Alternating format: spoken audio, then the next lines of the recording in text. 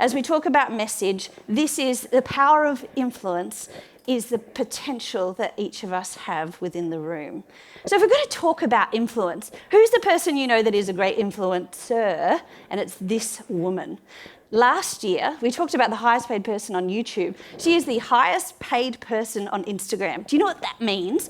Every time she picks up a bottle of water, she goes for lunch with someone or goes off on a holiday, she can earn up to $1 million for each thing she does. Wouldn't you like that? Imagine what you could buy with $1 million for everything that you do.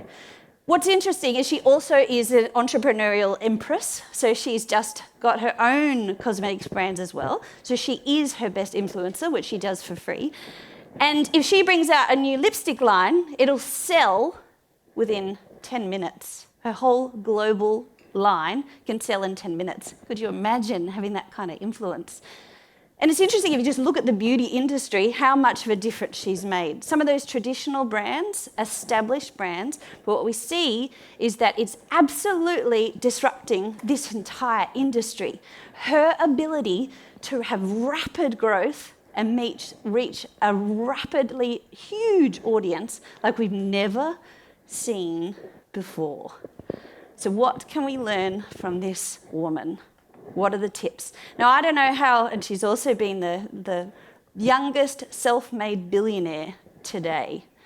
And you know who she joins? Mark Zuckerberg and our friend from Snapchat, Evan Spiegel.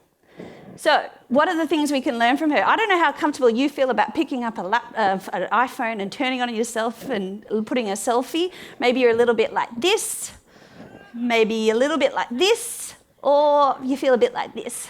Who knows Celeste Barber? How funny is Celeste Barber? She is hilarious. Talk about transforming ordinary into celebrity. She has millions of people that follow her, and she has $1 million deals that come off just satirizing people who are celebrities. So what are the things that we can learn? And you know, we heard from Lindsay about that idea of when you talk to someone and you are just with that person in the room. You know, the same thing applies when it comes to the online space. The reality is that it's about the ability to talk to one person as if they are the only person in the room that you're talking to. So how do you do that in a digital space? There's a few tips. But I just want to tell you about someone who does this really well. Jane Anderson. So what Jane did, she recently interviewed Seth Godin. Does anyone remember that interview? And so what she did was she created the question before. She asked everyone in her network to say, what are your questions to talk to Seth? What are the different things that you want to know? So instantly there was engagement. Then once she did the interview, again, there was a series of questions that came off. And you know, every time she has a comment on her posts, she always replies. So mass scale, micro relationship. So how are you talking to the one when you're creating your online content? Now, the other thing, and this is the most important when you're looking at influence in the online space, how do you show and don't sell? So that's what makes these influencers so successful, is that they will show you the products and services through the narrative of their life. The ability if you look through her feed, there's not one promotion, not one discount, one thing. Every aspect of it is the showing aspect. So how do we do that as speakers? Have you wondered how you would do that? It's the walk the talk. And you know who does that? There's a few tips I'll show you. But you know who does this really well? I told her I was going to embarrass her, is Martina. So what sells speaking? My good mentor, Craig Rispin, says speaking sells speaking. So the ability to invite people into that experience is a brilliant way to sell what you do online.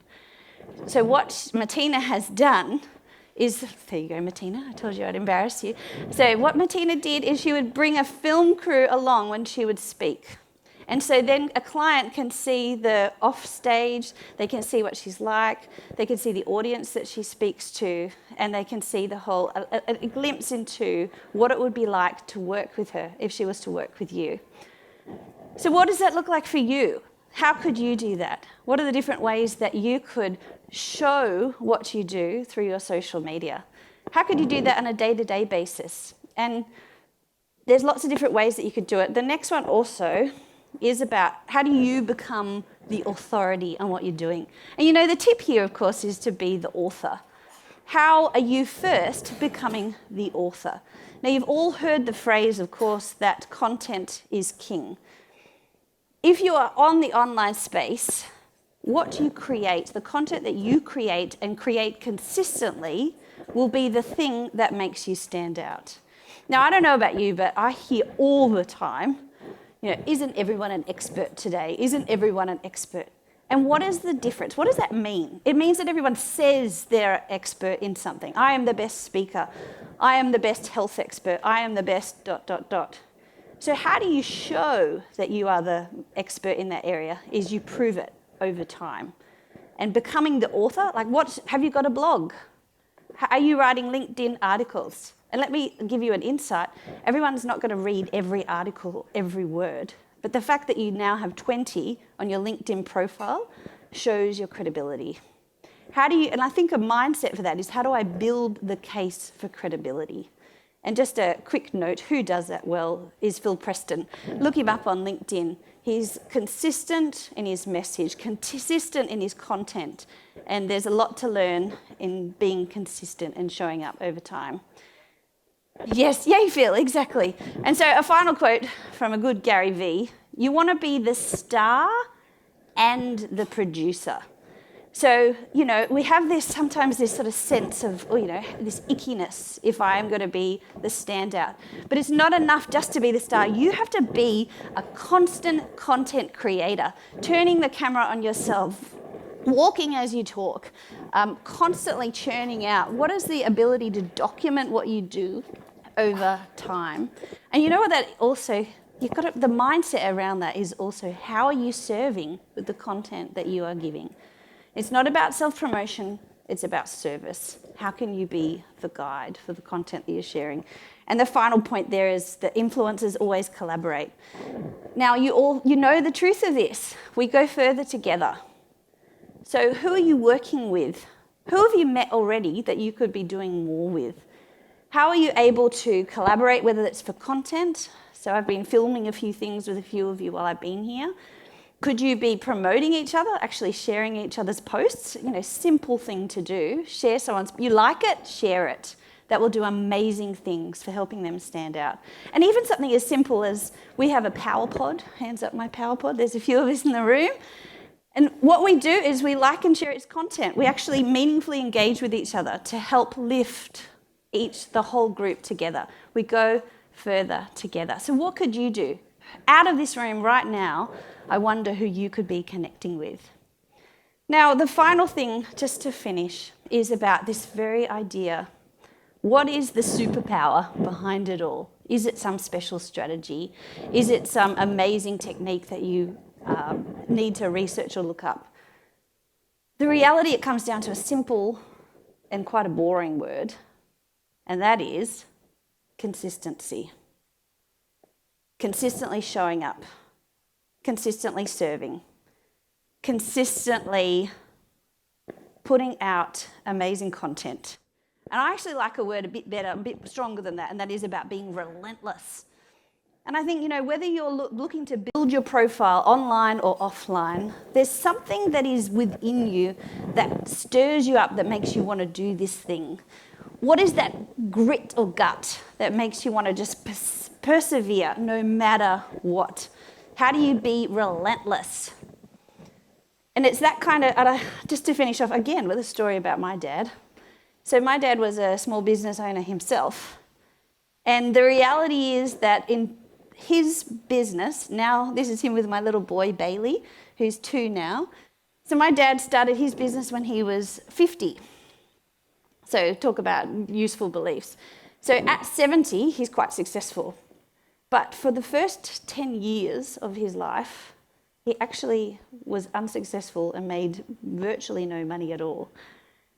And I asked him, what was the thing that kept you going every single day, that got you going every single day? And it was simply, he would just say, I would just do the next thing, the next phone call, the next email, the next person I could meet with, the next activity that would keep me going. And eventually, once the market kept up, he was really successful. So it's the same question back to you guys. What is the next thing? You know, it's overwhelming when you think of the amount of work you need to do to get this successful. What is just the next thing that you could do? Could it be that right here, you're putting up a photo from this event? Could it be that you're sharing someone else's posts that you see today? Could it be that this is the week that you are going to write your first article? What is that next thing that it's going to be for you? And I'll just finish with this quote, because I love this quote. You know, it's okay if you fall down and you lose your spark. Just make sure that when you get up, you rise as the whole damn fire.